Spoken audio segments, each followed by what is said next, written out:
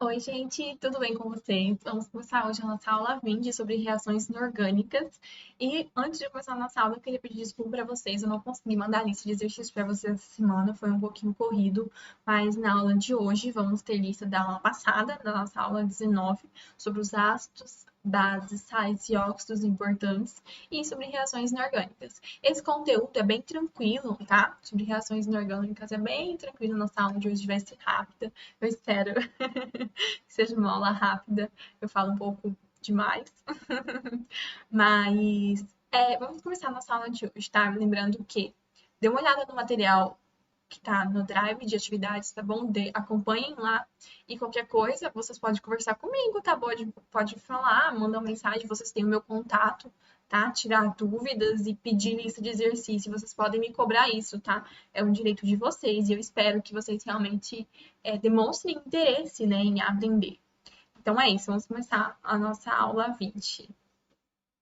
Bom, na nossa aula 20 vamos falar sobre reações inorgânicas. Uma reação química ocorre quando uma ou mais substâncias interagem de modo a formar novas substâncias. Então, esse é o conceito de reação química. Na aula de hoje a gente vai falar sobre reações inorgânicas, tá? Especificamente. Mas vamos contextualizar, né? A ocorrência de uma reação pode ser detectada através de evidências macroscópicas. Então, são evidências no macro, né? Então, são evidências visíveis, como, por exemplo, a formação de um precipitado, o desprendimento de um gás, a mudança de cor. Então, são coisas que podemos perceber visualmente ali acontecendo. Podem ocorrer também modificações só perceptíveis a sensores colocados no meio reacional, como, por exemplo, alterações de condutividade elétrica. Então, a gente vai usar um aparelho para medir essa condutividade, ou o modo pela qual uma substância absorve a luz, então, a absorção. Isso também é algo que dá para perceber, né, a mudança acontecendo. Reações espontâneas são aquelas que progridem na direção do equilíbrio por conta própria, sem interferência externa. Ela é espontânea porque ela ocorre sozinha, né? E ela vai ocorrer na direção de um equilíbrio por conta própria, sem interferência externa. A condição mais usual para a espontaneidade termodinâmica a gente está falando sobre o envolvendo energia, né, nessa reação. Então, a condição mais usual para a espontaneidade termodinâmica de reações inorgânicas é a de que elas sejam exotérmicas. Então, quando estamos falando dessa energia, né, essa relação de energia na reação, e no caso ela é exotérmica, então ela está liberando calor, então térmico, de calor, exo, de fora, né, de externo, então a gente está liberando calor, né, essa reação está liberando calor. Esse liberando energia, e essa energia em forma de calor, principalmente, que vamos perceber essa liberação. Esse critério se aplica, talvez, a 95% dessas reações. Pode-se dizer, portanto, que uma variação negativa de entalpia é a força diretora da maioria das reações inorgânicas. Quando estamos falando de variação negativa de entalpia, é o que vai determinar se ela vai ser, por exemplo, a variação de entalpia vai determinar se ela vai ser uma reação exotérmica ou uma reação endotérmica. Se ela vai liberar calor sendo exotérmica ou se ela vai absorver calor, né, energia. Então, se ela tem uma variação de entalpia negativa, então ela é exotérmica e está liberando energia. Se ela tem uma variação de entalpia positiva, ela está absorvendo energia, então ela é uma reação endotérmica. Isso vai determinar a força, né, da maioria das reações inorgânicas. Então, se uma reação é espontânea em uma dada direção, ela obviamente não é na direção contrária. Então, ela vai ocorrer de maneira espontânea nessa direção, porque ela é nessa direção mais espontânea, tá? Isso não vai ocorrer ao contrário, isso é bem óbvio, né? Mas tem que ficar claro na cabeça de vocês.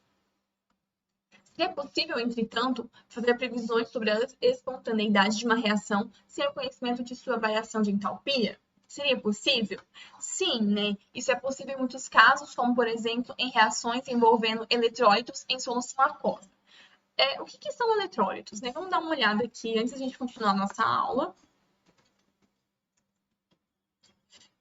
Vamos olhar nessa definição aqui. Um eletrólito pode ser definido como uma substância que em solução é capaz de formar íons positivos, né, os cátions, e íons negativos, os ânions. Então, dessa forma, né, quando estão dissolvidos, os eletrólitos formam soluções que são condutoras. de corrente elétrica e por isso podem ser consideradas condutores de eletricidade. Então, temos então a definição de eletrólito, ok? Então, continuando, são espontâneas as reações que formam gases precipitados ou eletrólitos fracos. São também espontâneas as reações entre oxidantes e redutores fortes. Os oxidantes e os redutores vão ser agentes, tá? Os agentes oxidantes, eles vão proporcionar, eles vão provocar a oxidação, e os agentes redutores, eles vão proporcionar, né, provocar a redução. Então, a gente vai falar sobre isso nas reações de oxirredução. Temos aqui, né, eletrólitos e não eletrólitos. Então, os eletrólitos, eles são substâncias que, ao dissolver-se, fornecem íons à solução. Então, temos aqui, por exemplo, o NaCl, tá? Sólido, em meio aquoso, produz, libera, né, os íons Na+, né, aquoso, e Cl- aquoso. Temos aqui também o HCl, que é o ácido clorídrico, gasoso, em meio aquoso, libera H+, né, aquoso, e Cl- também aquoso. Então, essas substâncias elas vão se dissolver fornecendo íons à solução aquosa, ok? Temos aqui os nossos íons. E não eletrólitos, quando eles não vão ser eletrólitos, eles são substâncias que se dissolvem sem fornecer íons à solução. Temos aqui exemplos, né? A sacarose, etanol, acetona, nitrogênio molecular e oxigênio molecular. Então, temos aqui uns exemplos de que não são não eletrólitos. Vamos falar sobre o tipo de eletrólitos agora. Nós temos eletrólitos fortes, são substâncias que se dissociam completamente em solução aquosa. Temos aqui, então, de novo, né, o NaCl, né, o cloreto de sódio, em solução aquosa, né, em meio aquoso, nós vamos liberar Na+, Cl-, né, essa reação vai liberar completamente, né, essa dissociação completa. E no caso aqui também do HCl, do ácido clorídrico, temos também a dissociação completa dos íons. Por isso são eletrólitos fortes. Os eletrólitos fortes mais comuns vão ser ácidos fortes, como HClO4, H2SO4, HNO3, HCl e HBr. Hidróxidos de metais alcalinos e alcalinos terrosos também, exceto o hidróxido de berílio e hidróxido de magnésio, e praticamente todos os sais comuns. Agora, os eletrólitos fracos são substâncias que se dissolvem parcialmente em solução aquosa. Então, enquanto nos eletrólitos fortes a gente tinha uma dissociação completa, nos eletrólitos fracos vamos ter então dissociação parcial. Nesses casos, se estabelece eventualmente um equilíbrio entre as formas dissociadas, né, que são as formas iônicas, e não dissociadas, que vão ser moleculares, tá, do eletrólito. Então, temos aqui um exemplo de um CH3CO2H aquoso, reagindo com a molécula de água. Em equilíbrio, temos o H3O+, aquoso, e CH3CO2-, tá? Porque temos aqui, então, a liberação desse íon hidrogênio, que vai se ligar na molécula de água, ok? Então, vamos lá.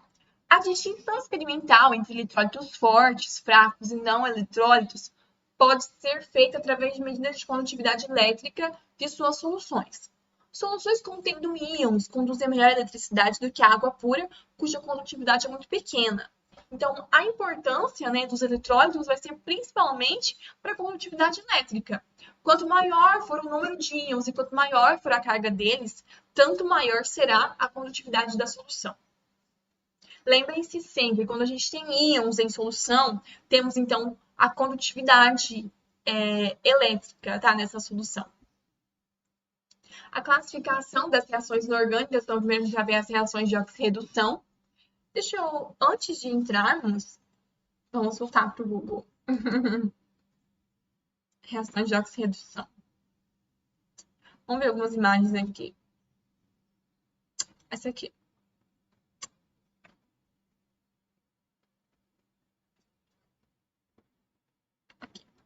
Aqui temos uma reação de oxirredução, tá? Temos aqui, então, 4 moléculas de NH3 reagindo com 5 moléculas de O2, produzindo 4 NO e 6 H2O.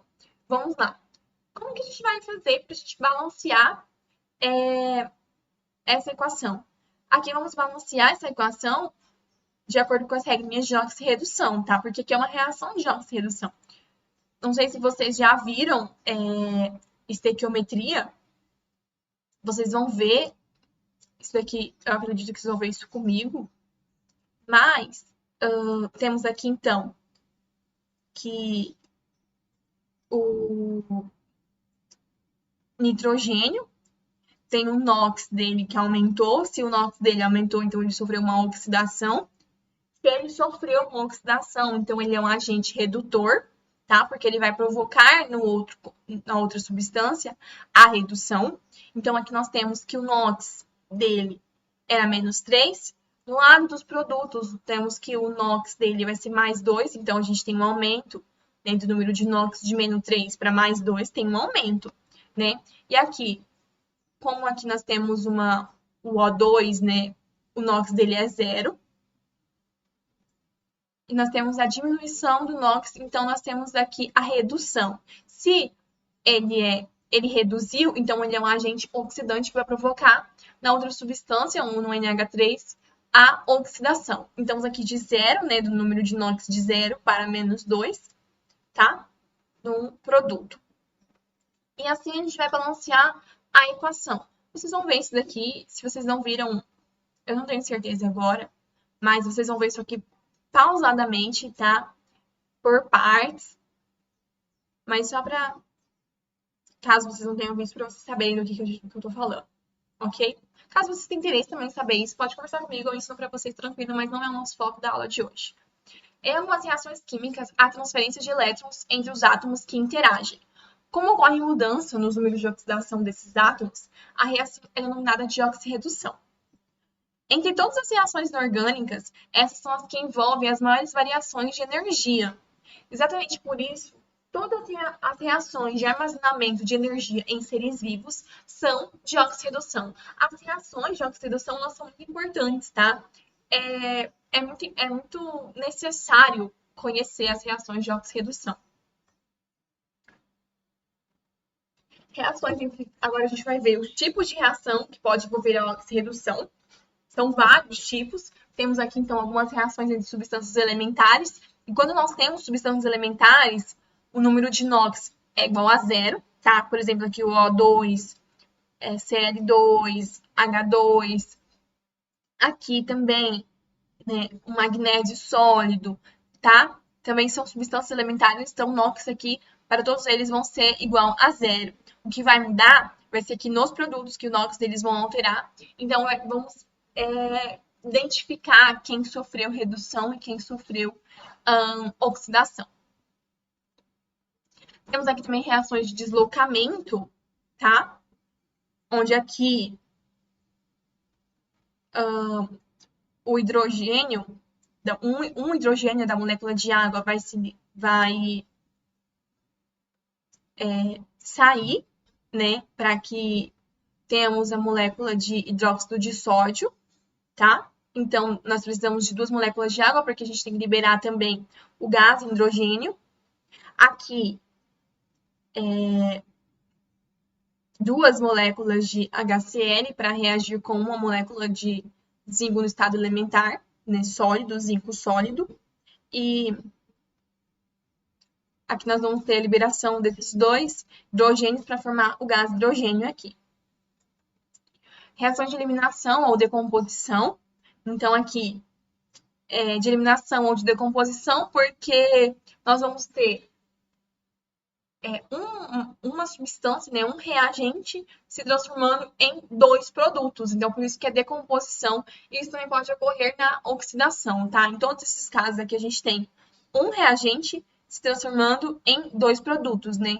2 substâncias diferentes. Outros tipos de reações de oxirredução, tá? Aqui é um pouquinho mais complexa, mas a gente consegue calcular também, balancear através dos mecanismos de oxirredução, tá? É um pouquinho difícil, assim, de olhar, nossa, mas é tranquilo, tá? Vocês vão aprender isso aqui ainda.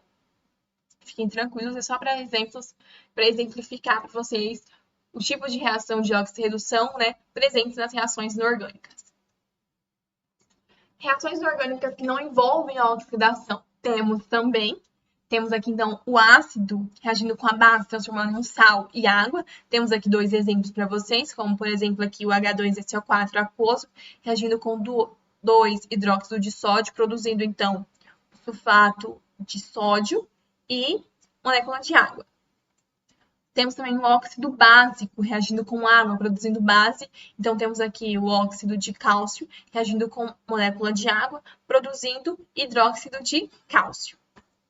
Temos também um óxido ácido reagindo com água, produzindo um ácido. Então, temos aqui um SO3, né, gasoso, reagindo com H2O, produzindo H2SO4, né, um ácido. Temos também óxido ácido reagindo com um óxido básico, produzindo um sal. Então, temos aqui o CO2 reagindo com o CaO sólido, tá? E produzindo o CaCO3 sólido.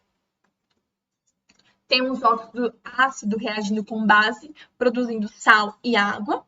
Então, CO2 gasoso reagindo com hidróxido de cálcio aquoso, produzindo CaCO3 sólido e H2O. Temos aqui também um óxido básico reagindo com ácido, produzindo sal e água. Então, CaO sólido reagindo com H2SO4 aquoso, produzindo CaSO4 sólido e H2O, né, a água líquida. Temos também um carbonato ou um bicarbonato reagindo com ácido, produzindo sal, um gás e água. Então, temos aqui CaCO3 sólido reagindo com 2-HNO3 aquoso, produzindo CaNO3 aquoso, CO2 gasoso e H2O líquido, né, a água líquida. Temos aqui reações de precipitação.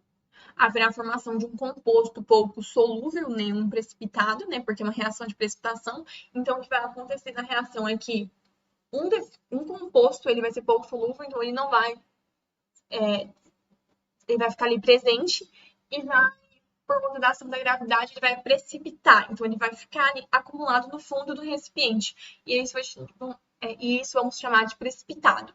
Temos, então, a reação de sal com sal. PbNO3 aquoso e 2Ki aquoso, produzindo PbI2 sólido e 2KNO3 aquoso. Temos também aqui um exemplo, né, de nitrato de prata aquoso reagindo com cloreto de potássio aquoso, produzindo cloreto de prata e o nitrato de potássio. Reação de sal com ácido. Temos aqui cloreto de bário aquoso reagindo com ácido sulfúrico aquoso, produzindo sulfato de bário sólido e o ácido clorídrico aquoso. Reação de sal com base. O FeCl3 aquoso, reagindo com 3NaOH aquoso, produzindo FeOH3 sólido e 3NaCl aquoso. E é isso. Muito obrigada.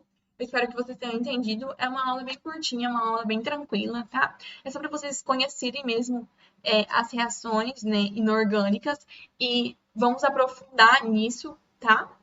Fiquem tranquilos quanto a isso. E eu vejo vocês na próxima aula. Vou deixar exercício para vocês, tá? Se eu não deixar hoje, eu deixo essa semana, mas vou fazer o possível para deixar ainda hoje para vocês fazerem depois de assistirem esse vídeo, tá? Mas qualquer coisa pode conversar comigo, gente. Eu tô aí pra ajudar vocês, tá? A prova de vestibular tá chegando, né? O Enem tá chegando e vamos lá, vamos conquistar essa aprovação. Se vocês têm dúvida, entre em contato comigo ou procure um monitor pra ajudar vocês e registre a presença de vocês aqui, tá? Coloca aqui no comentário a presença de vocês. E é isso, vejo vocês na próxima semana. Tchau, tchau.